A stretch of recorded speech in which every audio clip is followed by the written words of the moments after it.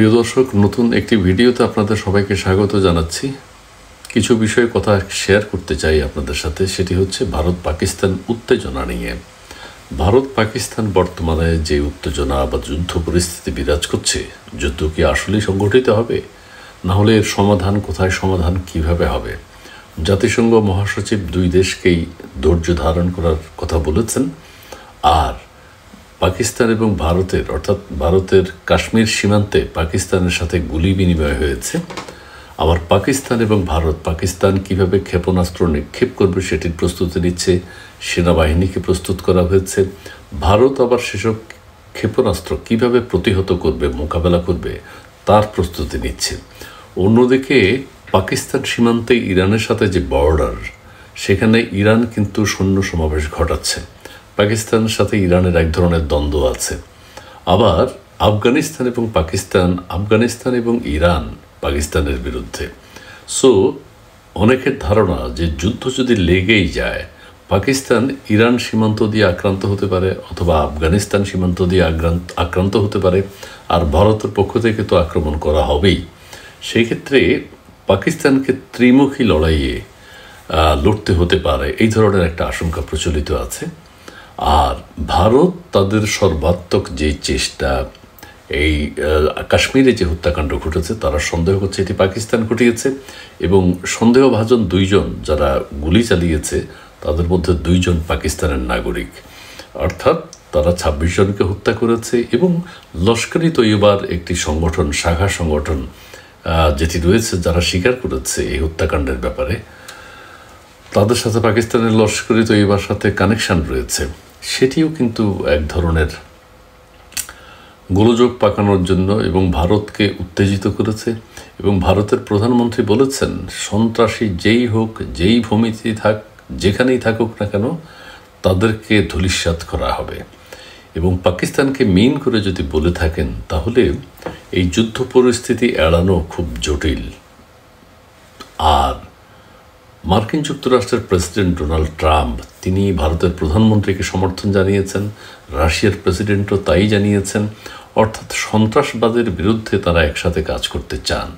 আমি প্রথম আলো পত্রিকা থেকে একটা শিরোনাম একটু পড়ে নেই। কাশ্মীরে হামলা, ভারত ও পাকিস্তানের সেনাদের মধ্যে গুলি বিনিময়। কাশ্মীরে যে হত্যাকাণ্ড ঘটেছে, গতকাল বৃহস্পতিবার ভারত এবং পাকিস্তানের সেনাদের মধ্যে গুলি বিনিময় হয়েছে। অর্থাৎ উত্তপ্ত পরিস্থিতি। কাশ্মীরের সীমান্ত রেখা বা নিয়ন্ত্রণ রেখা LOC বরাবর বিভিন্ন স্থানে গতকাল বৃহস্পতিবার রাতে পাকিস্তান গুলি চালিয়েছে বলে দাবি করেছে ভারতীয় কয়েকটি সামরিক সূত্র। এইসব সূত্রের ভাষ্য, এই গুলির জবাবে পাল্টা গুলি ছুড়েছেন ভারতীয় সেনারা। সূত্র বলছে, গুলি বিনিময়ের এসব ঘটনায় কোনো হতাহতের খবর পাওয়া যায়নি। একটি সূত্র বলছে, নিয়ন্ত্রণ রেখার কয়েকটি স্থানে ছোট আকারের গুলি বিনিময়ের ঘটনা ঘটেছে। পাকিস্তানের তরফে প্রথমে গুলি ছোড়া হয়েছে। গুলি ছুড়েছে প্রথম পাকিস্তান, তারপর ভারত আবার সেটি জবাব দিয়েছে। একটা জিনিস মনে রাখবেন, এখন এখানে যেই একটা কাণ্ড করে, ভারত যদি গুলি করে, পাকিস্তান আবার পাল্টা জবাব দেবে। পাকিস্তান যদি ক্ষেপণাস্ত্র ছোড়ে, ভারত ক্ষেপণাস্ত্র ছুড়বে অথবা সেটা প্রতিহত করবে। এইভাবেই চলতে থাকবে। তাদের এই গুলিবর্ষণের উপযুক্ত জবাব দেওয়া হয়েছে, এটি বলছে ভারতীয় কর্তৃপক্ষ। দুই দেশের সেনাবাহিনী কিন্তু প্রস্তুত। মঙ্গলবার ভারত নিয়ন্ত্রিত জম্মু ও কাশ্মীরের জনপ্রিয় পর্যটন, ওইটা আমরা সবাই জানি, ২৬ জনকে হত্যা করা হয়েছে। এর মধ্যে একে অপরের মধ্যে পাল্টা অভিযোগ চলছে। অর্থাৎ ভারত পাকিস্তানের মধ্যে উত্তেজনার মধ্যেই একে অপরের বিরুদ্ধে বিভিন্ন সিদ্ধান্ত নিয়েছে। সিন্ধুর পানি বন্টন যে চুক্তিটি রয়েছে, সেটি যদি পানি ঠিকমতো সরবরাহ করা না হয়, সেটি ভারতের নিয়ন্ত্রণে, পাকিস্তান তার উপযুক্ত জবাব দেবে, এটি তারা ঘোষণা করেছে। আমি এটা একটু পড়ে শোনাই। পেহেলগামের হামলায় পাকিস্তানের মদদ আছে অভিযোগ তুলে গত বুধবার প্রতিবেশী দেশটির নাগরিকদের ভিসা বাতিল সহ 5টি পদক্ষেপ নেয় ভারত। এটি আমরা জেনে গেছি। এরই মধ্যে জবাবে গতকাল ভারতের নাগরিকদের ভিসা বাতিল, দেশটির সঙ্গে বাণিজ্য স্থগিত, ভারতের উড়োজাহাজের জন্য দেশের অর্থাৎ পাকিস্তানের আকাশসীমা বন্ধ সহ বেশ কয়েকটি পাল্টা পদক্ষেপ নিয়েছে পাকিস্তান। পাল্টা পদক্ষেপ চলছে। আগের দিন ভারত যেসব পদক্ষেপ নেয়, সেগুলোর মধ্যে গুরুত্বপূর্ণ ছিল সিন্ধু পানি চুক্তি স্থগিতের ঘোষণা। এটা কিন্তু খুব ইম্পর্ট্যান্ট। এর জবাবে পাকিস্তান গতকাল হুঁশিয়ারি দিয়ে বলেছে, এই চুক্তি অনুযায়ী পাকিস্তান যে পানি পাবে তার প্রবাহ থামানো বা অন্যদিকে নেয়ার যে কোনো চেষ্টা যুদ্ধের শামিল বলে বিবেচনা করা হবে। অর্থাৎ পানি চুক্তির এটি তো অলরেডি ভারত স্থগিত করেছে, পানি প্রবাহ নিশ্চয়ই বন্ধ করবে বা অন্যদিকে যাবে। পাকিস্তান তার উপযুক্ত জবাব এবং যুদ্ধের শামিল বলে উল্লেখ করেছে। এই পানি প্রবাহ রক্ষায় পূর্ণ শক্তি প্রয়োগেরও ঘোষণা দিয়েছে দেশটি, পাকিস্তান দিয়েছে। অন্যদিকে ভারতের প্রধানমন্ত্রী কি বলেছেন? এদিকে কাশ্মীরে হামলাকারী ও তাদের পৃষ্ঠপোষকদের বিশ্বের যে কোনো প্রান্ত থেকে খুঁজে বের করে শাস্তি দেয়া হবে বলে ঘোষণা দিয়েছেন ভারতের প্রধানমন্ত্রী নরেন্দ্র মোদী।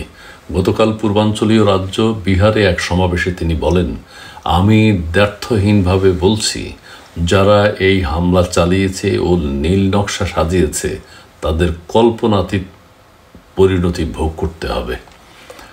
ভারত উত্তেজিত, চরম উত্তেজিত। নরেন্দ্র মোদী বলেন, এই সন্ত্রাসীদের যত সামান্য ভূমিই থাকুক না কেন, এখনই সময় এসেছে তা ধূলিসাৎ করে দেয়ার। 140 কোটি ভারতীয়র ইচ্ছা শক্তি এই সন্ত্রাসীদের মেরুদণ্ড ভেঙে দেবে।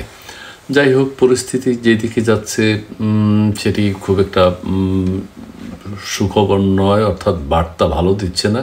আবারও বলি, 2019 সালের কাশ্মীর অঞ্চলে আত্মপ্রকাশ করা এই সংগঠন, অর্থাৎ সংগঠনটির নাম হলে যারা স্বীকার করেছে, দায় স্বীকার করেছে, দ্য রেজিস্ট্যান্স ফ্রন্ট, TRF নামের একটি সংগঠন।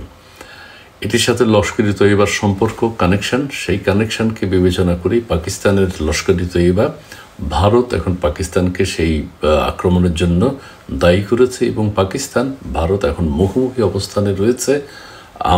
তবে পাকিস্তান এবং ভারতের যদি কোনো যুদ্ধ পরিস্থিতি বিরাজ করছে এখন, যুদ্ধ যদি সত্যিকার অর্থে শুরু হয়, আমরা যদিও সেটি চাই না, বাংলাদেশেরও এক ধরনের ব্যবসা বাণিজ্যের দিক থেকে বাংলাদেশের নাগরিকরাও ক্ষতির আশঙ্কা করছেন অনেকেই।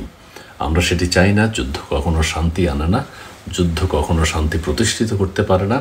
এর সমাধান জরুরি। জাতিসংঘের মহাসচিব যে কথাটি বলেছেন, দুই দলকেই, দুই দেশকেই ধৈর্য ধারণ করার, সেটি যেন বাস্তবায়িত হয়। ধন্যবাদ।